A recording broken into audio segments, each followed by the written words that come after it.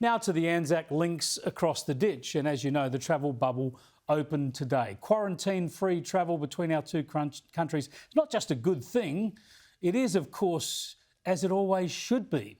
Let's hope there are more international routes opened up pretty soon, perhaps starting with Singapore. But the real worry here is how the government is lowering our expectations about overseas travel, even after everyone who wants to be vaccinated has had the jab. Remember Health Minister Greg Hunt saying this last week. Vaccination alone is no guarantee that you can open up. If the whole country were vaccinated, you couldn't just open the borders. Well, once more, it's been up to the New South Wales Premier Gladys Berejiklian to lead from the front and talk sense on the pandemic.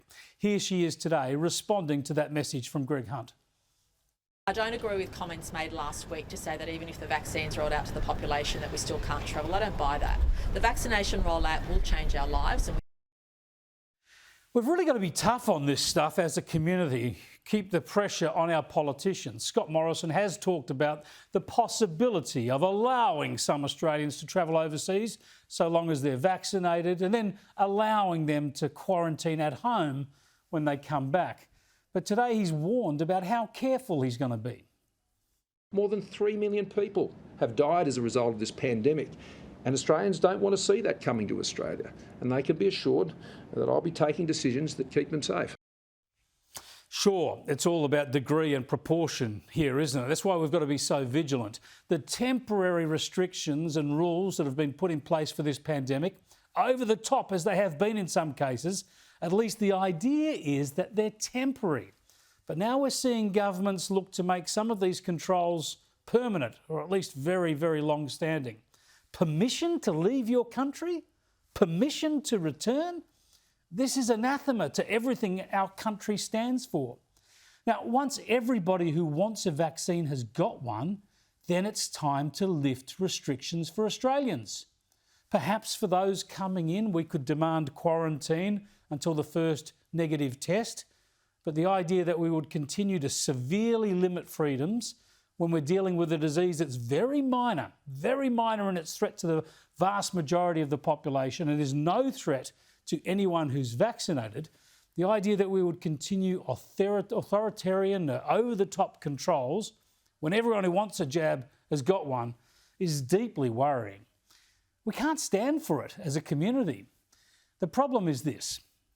What we've done here is we've allowed a situation to develop where our politicians, state and federal, seem to think that every coronavirus infection is a mark against their name, is a political stain against their name. We're trying to eliminate a global disease to satisfy an unnecessary and an unreasonable political imperative rather than a sensible public health outcome.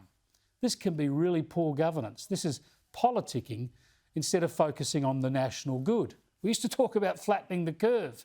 We need politicians who are willing to accept a certain amount of infection, a certain risk of infection. Politicians with the courage of Gladys Berejiklian, who are prepared to deal with a certain element of risk, as we do in all facets of our lives, to provide a proportionate response in order to deliver broader benefits for society. That's clearly what we need, and the sooner the better. And if you want to know how nuts this stuff is, how far-fetched it becomes, we had the Queen over the weekend, as you would have seen, sitting alone, vaccinated in a mask at her own husband's funeral. Too risky to have even her vaccinated sons or daughters sitting with her. It's just cruel, and tokenistic and silly. They would have all caught up beforehand and afterwards, no doubt. In Australia, we've never been hit as hard as the UK, and that's all credit to our politicians as well as to our country, and we never will be. So we should be able to be much more sensible. We should be able to avoid this sort of nonsense. But I fear the nanny state continues to prevail.